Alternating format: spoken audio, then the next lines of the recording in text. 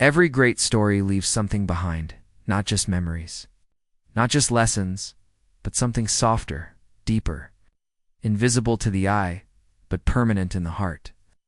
And when it came to Max and Noah, the final chapter wasn't about grand gestures, or viral fame, or even the miracle on that rooftop, but about something far simpler, something far more powerful, something called presence, the quiet kind of love that doesn't announce itself. Doesn't need recognition, it just shows up. Every single day, in tiny ways that become enormous over time, in silent loyalties and baby laughter and fur-lined memories that outlive their owners. It had been a year since Max was pulled back from the edge. Since Noah's small hands had wrapped around his fur like the roots of a tree gripping the edge of a cliff. And in that year, Max had lived a lifetime, in walks taken slowly, in meals lovingly prepared, in moments with Noah that didn't need words to mean something.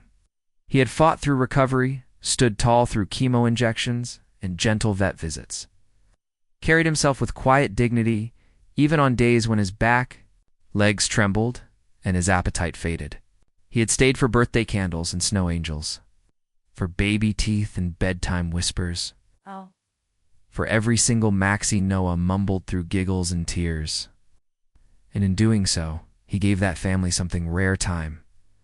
But the thing about time is, no matter how fiercely we hold it, no matter how many prayers we whisper into fur, or how many sunsets we pause to capture on our phones, it always moves in one quiet evening. As spring returned to Chicago and the world outside their windows turned green again, Max lay on the grass in their backyard, head in Jessica's lap, while Noah played nearby in the sandbox, humming the little tune he always sang when Max napped beside him. Kyle had set up the camera to film what he thought would be another sweet moment, Noah feeding Max a cookie, maybe resting on his side, but the moment that followed wasn't planned. And it wasn't easy, but it was honest, and it was real. Max had not eaten that day. His breathing was slow. His eyes, still soft and loving, didn't move much anymore. Jessica whispered his name, stroked behind his ear, and said, "It's okay, baby. We're all here." And in that moment, Noah stopped humming, walked over with a crumpled drawing he had made, just scribbles, circles, and what looked like a stick figure beside a triangle with ears, and placed it on Max's chest. Then whispered his usual bedtime nonsense, the same soft syllables, but this time slower, like a goodbye. And Max, for the final time, wagged his tail once, just once, then closed his eyes. The camera caught it, the wag, the whisper, the stillness. And Kyle, behind the lens, lowered it slowly and walked over, tears already falling, because he knew. They all knew. Max had waited until everyone was home, till the day was warm, till Noah had said goodnight. There were no cries, no frantic calls to the vet, no chaos, just a soft goodbye and the kind of grief that doesn't shatter but folds you in. They buried Max beneath the big oak tree in the backyard, with his favorite toy beside him, and Noah's drawing laminated and tucked into a time capsule. Kyle built a small bench near the spot, engraved with the words, "The Rooftop Hero," he held on. And every evening, Jessica would sit there with Noah, reading picture books, or just watching the clouds, telling Max all about their day, as if he were still there, because in a way he was.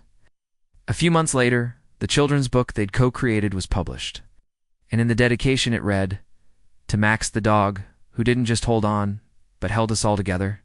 But this story doesn't end with Max's passing, because love like that doesn't end. It ripples, it echoes, it reaches places even paws can't go. The day the book launched, a little girl in Idaho who had never smiled in photos was seen, beaming while hugging her senior rescue dog, renamed Max in honor of the story.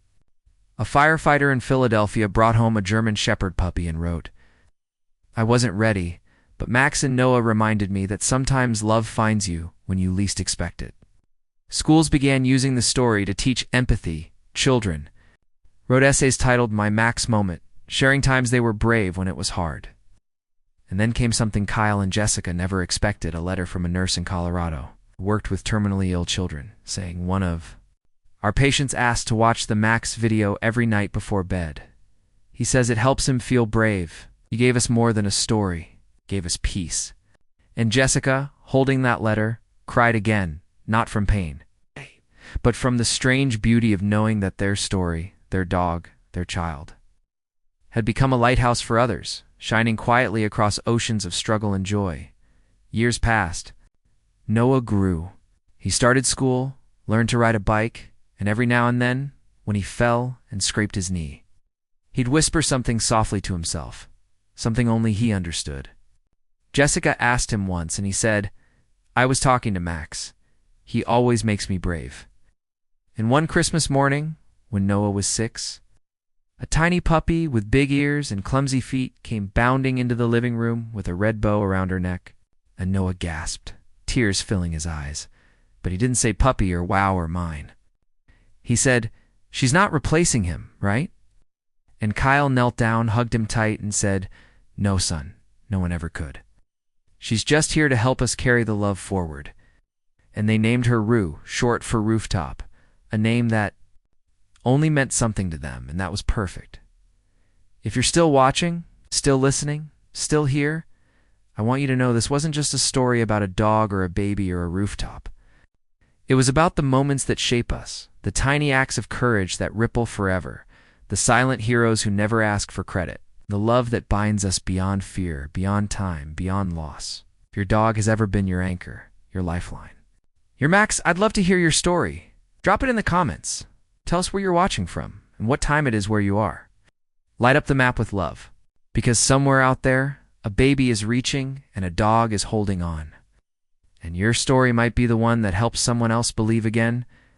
Thank you for being part of Max and Noah's story. And remember, sometimes the quietest heroes are the ones who bark once, then hold on forever.